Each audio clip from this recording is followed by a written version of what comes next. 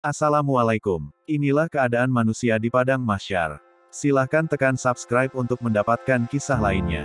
Setelah semua makhluk yang bernyawa di alam nyata ini mati dan hancur binasa, Allah Subhanahu wa Ta'ala memerintahkan malaikat Israfil untuk meniupkan angin sangkakala yang hebat itu untuk menghidupkan semula semua makhluk yang sudah mati. Israfil meniup dan berteriak dengan sekuat-kuatnya, "Wahai nyawa yang telah keluar dari badan, tulang-tulang yang telah reput luluh, tubuh yang telah buruk, urat yang telah putus bercerai, kulit-kulit yang telah pecah hancur, rambut-rambut yang telah luruh. Bangunlah kamu semua untuk menjalani hukuman dari Allah Subhanahu wa Ta'ala yang menjadi hakim besar dan raja di atas semua raja." Maka dengan tiba-tiba mereka pun tegak bangun berdiri. Mereka lihat langit, didapati langit berjalan-jalan.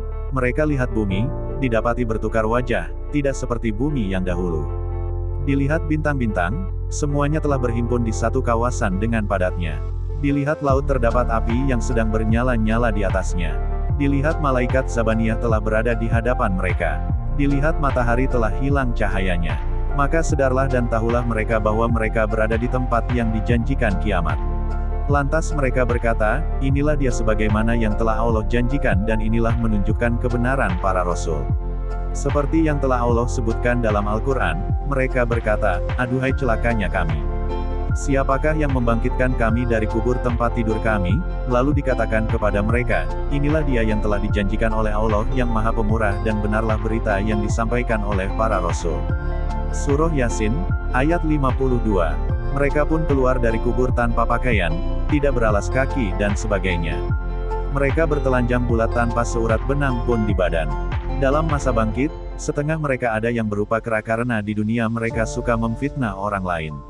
Ada yang berupa babi karena suka makan rasuah atau sogokan ketika menjalankan hukuman. Ada yang buta mata karena keterlaluan pada menghukum manusia. Ada yang pekak dan bisu karena mereka heran dengan amalan yang mereka lakukan. Ada yang mengalir daripadanya nanah dan darah yang amat busuk dan sentiasa menikam-nikam lidah sendiri. Ini adalah kumpulan ulama yang bercakap dan mengajar tetapi perbuatannya tidak sama dengan apa yang diucapkan. Ada pula yang luka-luka seluruh badan karena suka menjadi saksi bohong.